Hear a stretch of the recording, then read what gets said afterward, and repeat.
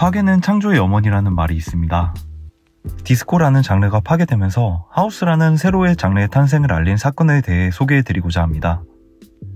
사건이 있었던 1970년대 미국은 사회적으로 혼란한 시기였습니다. 70년대 중반 베트남전의 종전과 더불어 여러 인종차별 문제와 동성애 혐오가 아직 당연시되던 시기였습니다. 이런 사회 혼란 현상은 이분법적 사고를 더욱 부추긴 것 같습니다. 크게 보면 백인 위주의 록 음악과 흑인 위주의 펑크와 디스코 음악으로 나눠져 있습니다. 이 상황에서 1977년 Saturday Night Fever라는 초대박 영화가 히트를 치고 나서 디스코의 광풍이 시작되었습니다.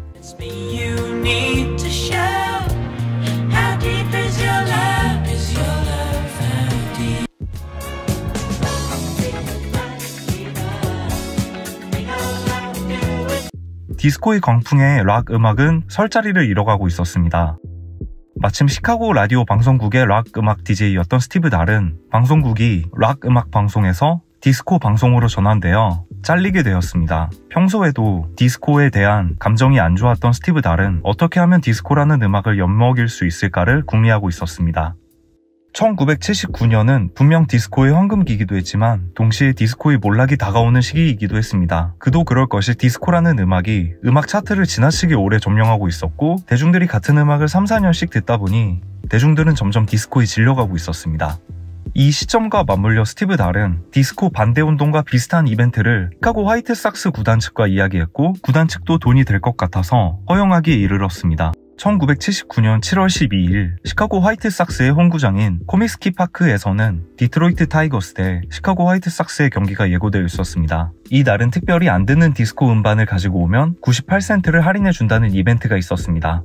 그리고 많은 관객들이 디스코 음반을 매표소에 내고 입장하고 있었습니다. 하지만 관객들은 이 레코드가 어떻게 쓰일지는 꿈에도 생각을 못하고 있었습니다. 경기 쉬는 시간 막간에 스티브 달은 군복과 방탄모를 착용하고 디스코 석스라는 구호를 외치며 그라운드에 들어섰습니다. 그리고 관중들로부터 받은 디스코 레코드들을 외야에 쌓아놓고 폭약을 설치한 뒤 폭파했습니다.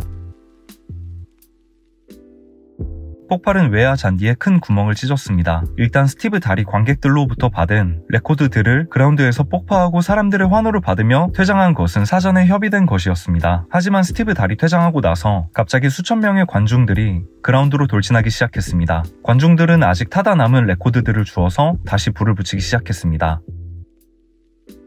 관객석 난간 쪽에는 이날 행사 분위기를 고취시키기 위해 디스코 석스 등의 현수막들이 걸려 있었는데 관중들은 이를 떼어내 깃발처럼 흔들며 그라운드에 난입했습니다. 결국 수천 명의 관중들이 그라운드를 점거한 채 사태는 폭동으로 치닫게 되었습니다.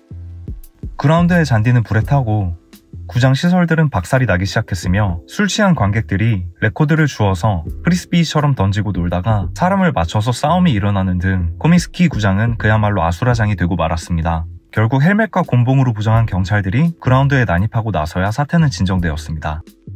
무질서한 행위로 39명이 체포되었고 부상당한 사람은 30명 정도로 추정됐습니다.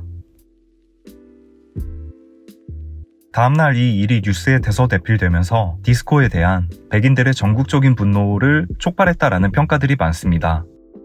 번외로 가끔 미국에서 백인들이 응집할 시기들이 있는 것 같습니다. 이를 가장 대표적으로 보여주는 게 대통령 선거인데 가장 최근 도널드 트럼프 대통령이 당선된 것과 비슷하게 디스코 파괴의 밤이 있었던 때와 비슷한 시기인 80년에 공화당 소속의 도널드 레이건 대통령이 당선되었습니다. 이 둘의 슬로건만 보더라도 상당히 비슷한 점을 느끼실 수 있으실 겁니다.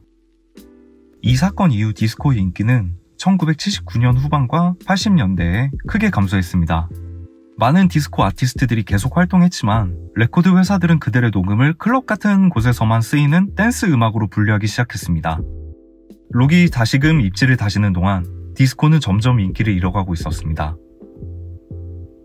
영상 시작에 말씀드렸던 파괴는 창조의 어머니라는 말이 있습니다. 다음 시간에는 디스코가 파괴된 이 시카고라는 장소에서 하우스라는 새로운 장르의 탄생을 말씀드리겠습니다. 시청해주셔서 감사합니다.